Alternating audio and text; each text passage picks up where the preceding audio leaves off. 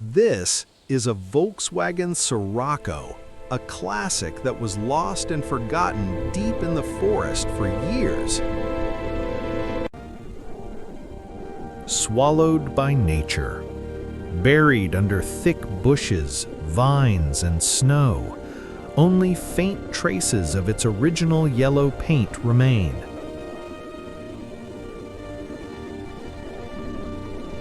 Today, the recovery team has arrived. They're here to pull it out from its grave.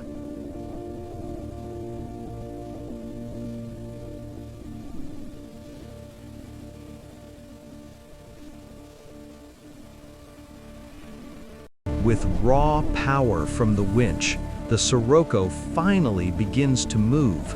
Branches snap, mud flies.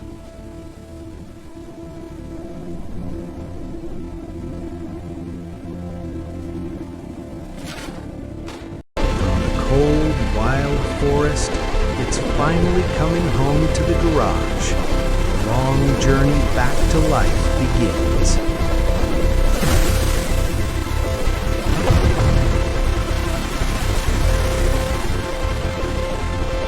Watch this.